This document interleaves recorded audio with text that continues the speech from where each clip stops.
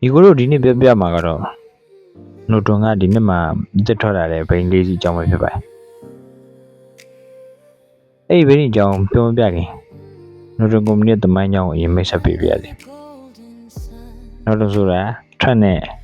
BSC တို့လို British အခြေစိုက်စက်ရုံပဲဖြစ်ပါတယ်1998မှာစတင်တည်ထောင်ခဲ့ပြီးတော်တဲ့နာမည်ရပြီးကမှရှုပ်ရှင်းများကြောင့်2020မှာပန်ရှင်လွှဲပြောင်းလိုက်ရပါတယ်သူ့ရဲ့အောင်မြင်ခဲ့တဲ့ model များကတော့1960ခုကနေ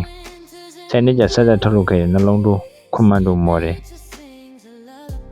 ဆလင်ဒါတစ်လုံးနဲ့အောင်မြင်ခဲ့တဲ့ Cafe Racer မျိုးစား Mans စစ်ပြီးကာလ Trump ကိုစိန်ခေါ်နိုင်ခဲ့တဲ့ Dominator model တို့ပဲဖြစ်ပါတယ်2020 April လကစလို့လက်ရှိအခြေအနေထိအိန္ဒိယရဲ့တတိယအကြီးဆုံးဖြစ်တဲ့ TVS Motor Company ကပိုင်ဆိုင်သူဖြစ်ပြီးတော့စက်ရုံကတော့အင်္ဂလန်နိုင်ငံဆိုလီဟေးကိုပြောင်းရွှေ့ခဲ့ပါတယ်လက်ရှိမှာအောင်မြင်တဲ့ model များကတော့ Commando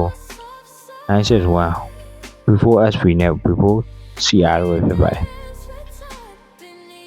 ကဲခေါင်းစဉ်ပြန်ဆက်ကြအောင်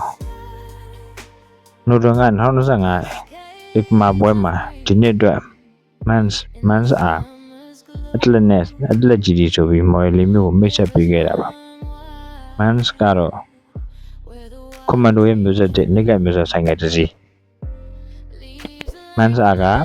Basic မျိုးဆက် Sport Bike တစ်စီးပါဒီနှစ်စီးကနောက်ကကျင်တော်တော်လေးဆင်တူပါတယ်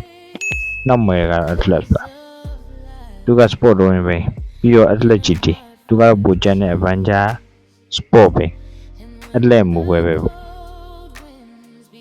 Specification အရပြောရင်တော့ Mans နှစ်စီးက 1200cc Before engine ကိုလှုပ်ကိုစနစ်နဲ့206 horsepower ထွက်ရှိမှာပါ Atlas တွေကတော့ 985cc parallel twin engine နဲ့ပါစီးရတာပိုပြီးပိုပါရှိတာပေါ့